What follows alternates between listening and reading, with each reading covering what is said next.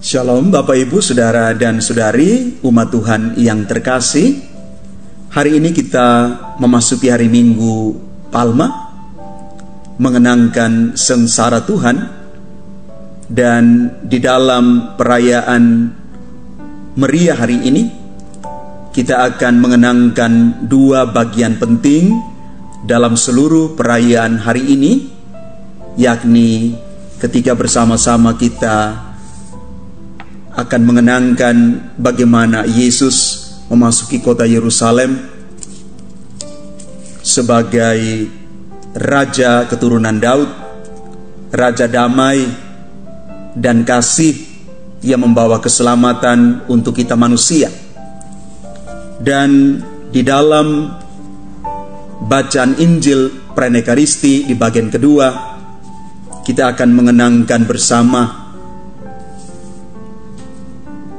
perjalanan kisah sengsara Tuhan kita Yesus Kristus dari Injil Matius bab 26 ayat 14 dilanjutkan dengan bab 27 sampai dengan 66. Dan dari bacaan Injil yang akan kita dengarkan pada kisah sengsara Tuhan Yesus ini, kita mengenangkan bagaimana dimulainya penangkapan Tuhan Yesus di Bukit Zaitun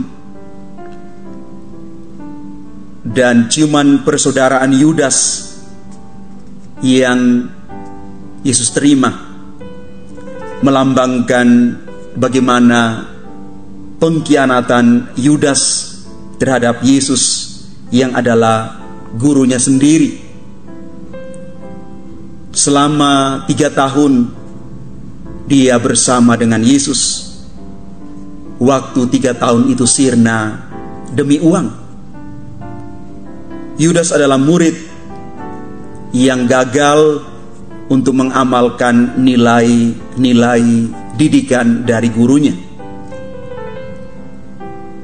Memang di dalam Injil dikatakan semuanya memang harus terjadi, tetapi celakalah dia yang berkhianat kepada kebaikan yang telah diterimanya.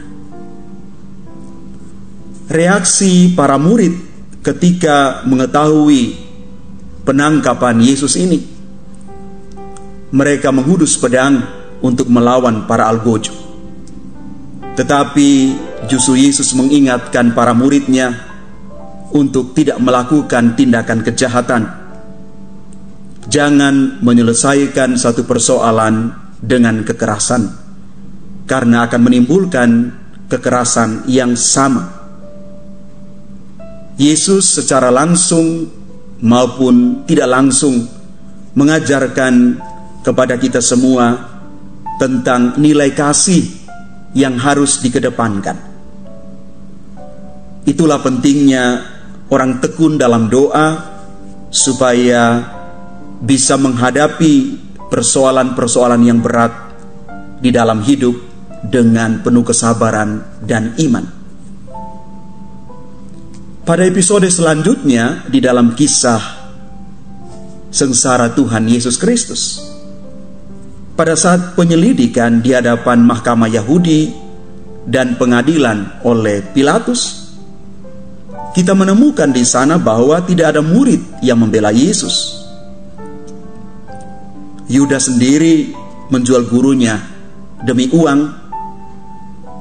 Para murid lainnya lari bersembunyi, dan bahkan Petrus menyangkal Yesus sampai 3 kali. Petrus sebenarnya jatuh di dalam dosa yang sama seperti murid-murid yang lain. Jadi baik Petrus dan Yudas Iskariot, mereka melakukan kesalahan yang sama. Tetapi apa yang membedakan antara Petrus dan Yudas? Petrus sadar akan dosanya, dia menangisi dirinya, lalu bertobat, dan kemudian menjadi murid yang luar biasa sebagai pewarta sabda yang handal. Berbeda dengan Yudas Iskariot, dia menyesal, sadar bahwa yang sudah dia lakukan itu adalah salah, dan dia sebenarnya tidak tahan menyaksikan penyiksaan yang menimpa Yesus. Penyesalan itu membuat dia pergi melempar uang hasil kejahatan itu di dalam bait Allah. Lalu dia pergi ambil keputusan untuk membunuh diri. Bapak, Ibu, Saudara, dan Saudari umat Tuhan yang terkasih, kita sebenarnya tidak lebih baik daripada Petrus dan Yudas Iskariot, yang mungkin dalam hidup beriman kita, hidup setiap hari kita juga bersembunyi, lari dari kenyataan, tidak bertanggung jawab, mencari posisi aman, dan bergumul terus dengan dosa kita. Apa yang dilakukan oleh Petrus dan Yudas menjadi pelajaran bagi kita untuk tidak menjadi murid Yesus yang pengecut, yang penakut, mencari aman dan kehilangan jati diri hanya karena uang, hanya karena jabatan, dan lain sebagainya.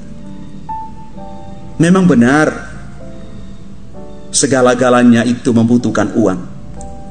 Tetapi sekali lagi Bapak Ibu, jangan merusak harga diri dan membutakan mata hati serta iman kita kepada Tuhan lantaran uang. Maka semua kita diajak untuk bertobat, datang kepada Yesus yang tersalib. Kita percaya bahwa di dalam sengsara, salib, dan kebangkitannya, kita semua dipulihkan dari dosa-dosa kita.